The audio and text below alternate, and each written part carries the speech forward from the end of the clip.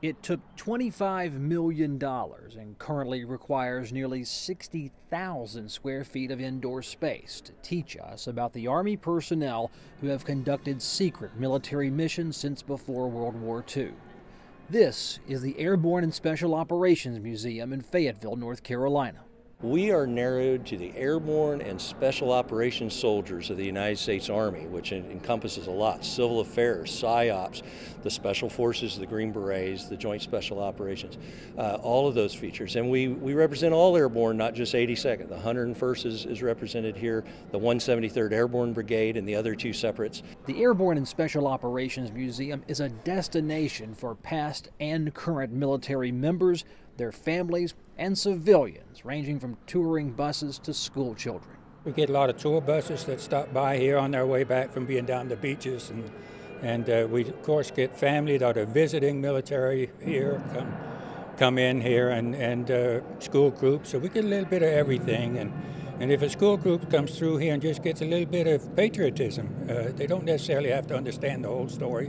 When you come through here, you'll step into our main gallery, and it takes you straight into 1940. It's a chronological ordered, self-guiding tour that ends in Iraq and Afghanistan at this point in time, and it will take us into the future. There's 2 airplanes, there's a glider, all of them are original from the time frame.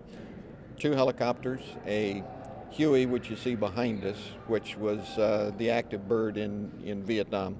Every item you'll see is authentic. Everything in the museum here is an actual artifact. There are no Hollywood props, there are no mock-ups of anything. Everything that you see on display is an actual weapon, an actual uniform from the exact time frame. The Airborne and Special Operations Museum is designed to give an overall education of special forces and airborne history without diving into politics or pitting one Army division's accomplishments over another. The mainstay is, what did paratroopers do in World War II? What did special forces and airborne do in Vietnam? Who were the special operations people in Korea? But museum leaders say their best exhibition is a hidden one, is the retired soldiers who volunteer their hours to walk the museum and meet patrons. They'll describe the exhibits from a personal standpoint in many cases, but also take time to remind us of why our military has fought and is fighting. Until you've seen all the other countries of the world, you realize what we have here. We've got a foolishness and a liberty, and all these words mean something. You can go on and do whatever the heck you want. Nobody's going to put you in jail unless it's obscene or incorrect. But in other countries, they do. Civilians may take away an education from the museum tour, but for many veterans, the museum visit is a personal journey. It's a healing place. We've had issues where veterans have come through. They don't talk about the military.